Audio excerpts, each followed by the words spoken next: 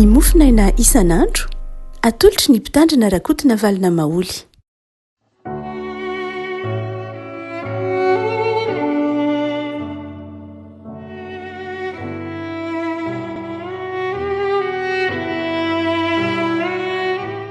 Fanamantsika rehaka malala tratra ity talata fa 20 ny volana aogositra ity ny mofina izay voalahatra ho antsika dia ny boky ny Deutéronomie toko 4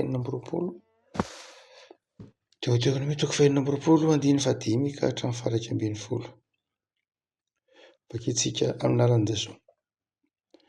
Dia hiteny ao anatrehan'i Jehovahandriamanitra ianao ka hanao hoe Sirianina mpanjenjena ny raiko ka nidina tany Egipta izy dia nivahiny tany mba amin'ny olombitsy ary tany izy ny tonga firenena lehibe sy mahery sady maro isa ary nanao ratsy tamintsika ny Egiptianina ka nampahory antsika sy nampanao antsika fanompoana mafy dia nitaraina tamin'i Jehovahandriamanitra nilaza antsika isika ka nihaino ny feontsika izy ary nijery ny alahelontsika sy ny asantsika ary nifahorentsika ny tanàna mahery sy sandro mahindritra sy fampatoana lehibeny sy famantarana ary fahagagana no nitondran'i Jehovah antsika nivoaka avy tany Egipta. Dia nitondra antsika niditra teo amin'ity tany ity izy ka nanome antsika ity tany ity dia tany tondron-dronono sy tantely. Ary ankehitriny Jehovah indro efa niditry ny voaloham-bokatra amin'ny tany izay nomenao aho. Dia avelao eo anatrehan'i Jehovahandriamanitra ao ny zavatra rehetra ary mivavaha eo anatrehan'i Jehovahandriamanitra ao ary mifalia amin'ny soratra izay nomen'i Jehovahandriamanitra anao sy ny ankonanao ianao sy ny Levi tambamin'ny fahiny eo aminao. Ray masina manamasinana ny fahamarinana ny teninao ny fahamarinana. Amen. Ity Deutéronomie toko 4 andiny ny fahadimy ity no fanekempinoana izay nampianarina ny zanak'Israely na ny jiosy ato ny fony fahazaza. Vantany vao afaka miteny na afaka miresaka na mahatsaro saina ny zanak'Israely na ny jiosy dia ampianarina azy ity fanekempinoana ity izay manao hoe Sirianina mpanjenjena no raiko. Saika mahay an'io avokoa ny jiosy rehetra no hoe Sirianina mpanjenjena ny raiko. Afan'Andriamanitra mihitsy io mba tsy hanadinoana ny zanak'Israely izay antom-pisiny. Iny moa ny dikany hoe Sirianina manjenjena ny raiko. Nahoana no tsy navelan'Andriamanitra ho adinony zanak'Israely mihitsy fa mpanjenjena izy. Zavatra efatra lehibe no ambadika izay hoe Sirianina mpanjenjena ny raiko. Voalohany dia tian'Andriamanitra ho tsaroany zanak'Israely fa mpanjenjena izy fa nomen'Andriamanitra tanindrazana. Nomen'Andriamanitra tanindrazana. Tsy nanana firenena akory izy fa mpanjenjena, tsy hoe nomady akory ara fa tena hoe mpanjenjena. Fa nantsoin'Andriamanitra izy ary dia lasa nanana tanindrazana, tanàna, firenena honenana. Izay tsy fanadinoana izay hoe io tanindrazana io, io firenena io tany honenana io dia fanomezan'Andriamanitra ny zanak'Israely. Ravako malala ho antsika manana tanindrazana, manana firenena dia everintsika fa zavatra mandeha ho azy, everintsika fa tonga ho azy, everintsika fa nanana izany fotsiny amin'izao tsika. Fa be dia be ny firenena, be dia be ny olona izay tsy manan-tanindrazana fa mpanjenjena. Roahin'ny olona ry, roahin'ny firenen-kafa ry, fantatsika ny mahazo ny Palestiniana, fantatsika mahazo ny Kurda, fantatsika mahazo ireo Zidan sy ny sisa rehetra eto ambonin'ny tany. Tsy ny olona rehetra eto ambonin'ny tany na ny vahoaka eto ambonin'ny tany akory dia manana firenena avokoa. Betsaka ny tsy manana firenena, betsaka ny voaroaka ao amin'ny tanindrazana, betsaka no mifindra monina etsero. Ary dia izay ny tian'ny tompo tsy ho adinoantsika mihitsy amin'ny fiainantsika manao hoe io tany honenantsika io, io firenenantsika io dia avy amin'Andriamanitra. Avy amin'Andriamanitra ny mahatonga ny firenena anankiray anana tanindrazana, anana tany honenana, anana firenena. Fa ny faharoa midika le teny koa hoe Sirianina mpanjenjena ny rainay de izao nanjary nomen'Andriamanitra fahafahana izy. Eo andininy io miteny manao hoe dia olombitsy zay nidina tany Egipta dia tonga firenena lehibe zay ary nampahorian'ny Egyptianina zay. Zany hoe nomen'Andriamanitra fahafahana. Avy amin'Andriamanitra ny fahafahana. Tsaroantsika tsara ny tenin'ny Tompo nampitolaina ny Mosesy manao hoe lazao amin'ny Faraony hoe avoay ny oroko hanompo ahy any Egipta. Avoay any Egipta ny oroko hanompo ahy any an'efitra. Avoay izy hiala tao amin'ny fahababoana ao amin'ny fahandevozana. Andriamanitra ny afaka malala no manome fahafahana ny olona. Andriamanitra dia Andriamanitra ny fahafahana. Ary ny fahafahana voalohany izay fantatra teo amin'ny tantaran'ny olombelona dia ny fahafahana mivavaka malalaka. Zava-dehibe ilay hoe fahafahana mivavaka malalaka, mivavaka amin'izay zay tiana hivavahana. Ary izay fahafahana izay dia sarobidy amin'Andriamanitra. Ndraindraiky io tsika ny afaka malala manadino fa ny fahafahana dia heverintsika ho zavatra mandeha ho azo iza voateraka sika dia afaka, voateraka sika dia nanao afaka nanao izay tiantsika na tahaka izany. Fa ireo ray aman-drenitsika toy ny 70 taona alohantsika, 50 taona alohantsika fotsiny, na ataontsika hoe 10 taona mahery kely alohantsika fotsiny, dia efa betsaka ireo zay tsy nanana fahafahana. Nijaly, niratraina, nivonoana, nitady an'izany fahafahana izany. Isika kosa ankehitriny noho ny famindrampon'Andriamanitra dia manana izany fahafahana izany. Manana fahafahana afaka mivavaka malalaka, afaka mandeha mivezivezy malalaka, afaka manao izay asa tiantsika, afaka tia izay tiantsika eo anivon'ny firenena izay misy antsika. Dia ampatsahivon'ny tononofinay antontsika fa izany fahafahana izany avy amin'Andriamanitra. Be dia be ny firenena izay mbola tsy afaka ankehitriny, tsy manana izay mahafirenena azy akory. Fa isika manana ny satany mahafirenena antsika, dia inona no tokony ataontsika? Misaotra an'Andriamanitra. Fa mety ho Sirianina mpanjenjena koa ireo razambentsika, ny anjenjena teny amin'ny ranomasina teny, tsy tokony andonoantsika fa ny mponina eto Madagasikara nisy ny mponina efa tonga teto, fa nisy koa ireo mpivahiny lavitra avy any Afrika, avy any Arabia, be dia be ireo izay ataontsika hoe karazan'olona izay nivezivezy ary tonga teto amin'ny tanintsika, dia mety ho mpanjenjena koa araka izany.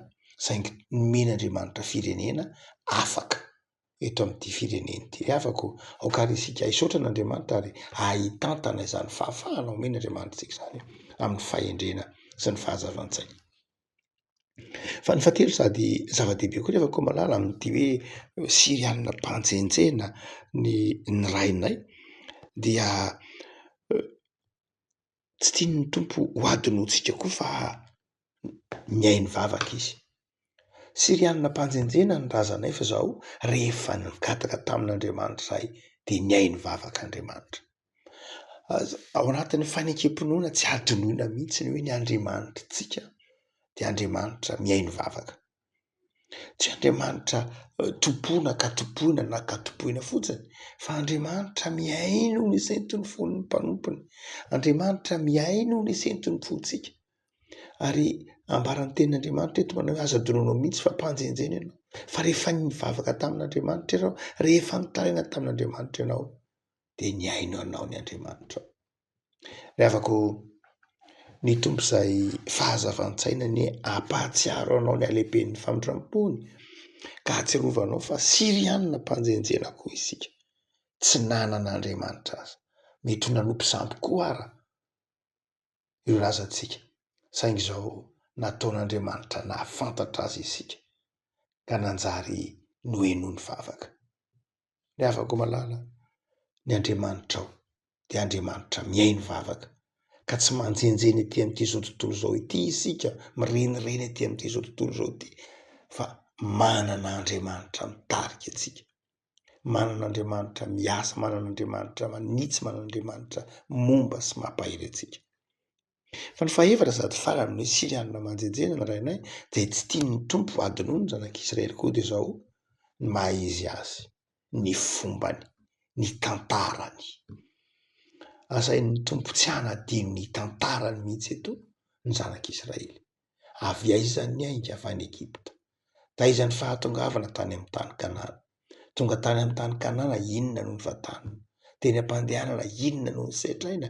Voafitona ao amin'ity andiny ny vitsivitsy ity monja izany tantara mitondra an'Andriamanitra ny zanak'Israely izany. Tsy tian'Andriamanitra mihitsy ny hanadinono ny zanak'Israely ny tantarany.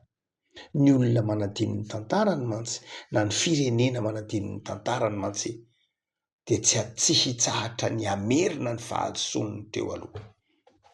Ary zay mihitsy no antony amerimberenany tompo ireny tantara ireny, mba tsy hamerena ny zanak'Israely intsony ny tsy nety nataon'ireo razana, ny fivadihana nataon'ireo razana. Zay mahatonga ny hoe nanao nihodina taminao ange zahay, nanao ratsy tamintsika ny Egyptianina, ny zanak'Israely koa nihodina tamin'Andriamanitra.